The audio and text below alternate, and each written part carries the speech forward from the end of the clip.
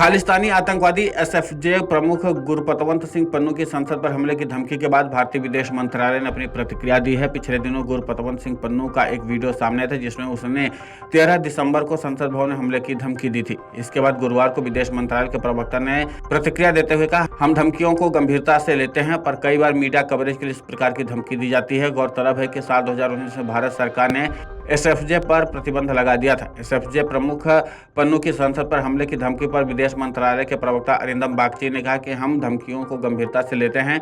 मैं उन चरमपंथियों की खोज के लिए बहुत अधिक विश्वसनीयता नहीं बढ़ाना चाहता जो मीडिया कवरेज के लिए धमकियां देते हैं। हमने इस मामले को अमेरिका और कनाडाई अधिकारियों के समक्ष उठाया है। चरमपंथियों और आतंकवादियों की प्रवृत्ति होती है कि किसी मुद्दे पर मीडिया कवरेज चाहते हैं। एयर इंडिया को मिली धमकी पर उन्होंने कहा कि हम ऐसी किसी भी धमकी की निंदा करेंगे और हमारी सुरक्षा एजेंसियां उचित कार्रवाई करेंगी। Regards threats, and I think Abhishek, you have the similar sort of a query. Look, I'm not the right person to comment on security issues, but yes, we do take threats seriously, particularly if, depending on the context of that. In the specific case, yes, on the parliament, we are caught in a bind here. I don't want to amplify or give too much of credence to such extremists who make threats and get a lot of coverage. But on the other hand, we take this seriously. In this particular case, I know that we have taken up this matter with the, I think, US and Canadian authorities about this threat.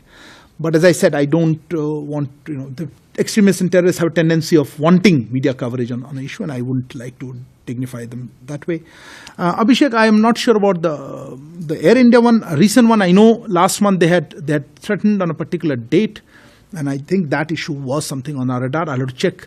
But let me make a larger point, of course, that we would condemn any threat of this nature. We take this seriously, and our security agencies will take appropriate action.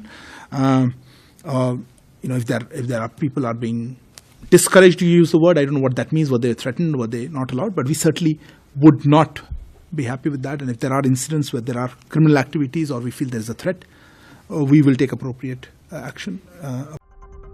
Gurpatwant Singh Pannu Punjab के अमृतसर के गांव खानटोक का रहने वाला। पन्नू ने Punjab university से वकालत की पढ़ाई की और आगे की पढ़ाई के लिए कनाडा चला गया। यहाँ पन्नू कुछ चरमपंथी संगठनों के कांटेक्ट में आया और फिर खालिस्तान की मांग उठाने लगा। कुछ समय बाद उसने सिख फॉर जस्टिस नाम का संगठन बनाया जिसका प्रमुख उद्देश्य खालिस्तान की मांग है। गुरपतवंत सिंह पन्नू मीडिया में उस समय चर्चा में आया जब उसने भारत विरोधी वीडियो बनाने शुरू किए। खालिस्तानी आतंकी हरदीप सिंह निज्जर की हत्या के बाद से ही पन्नू ने इस तरह के बयान जारी किए हैं। संसद भवन पर हमले से पहले पन्नू ने एयर इंडिया में सिख समुदाय के लोगों को ट्रेवल करने से रोका था। उसका कहना था कि 19 नवंबर को एयर इंडिया में ट्रेवल करने वालों को खतरा हो सकता है। Video desk amarujala.com। अगर आप ये वीडियो YouTube पर देख रहे हैं तो हमारे चैनल को सब्सक्राइब करें और बेल आइकन को दबाना ना भूलें। अगर आप Facebook पर ये वीडियो देख रहे हैं तो हमारे पेज को लाइक करें।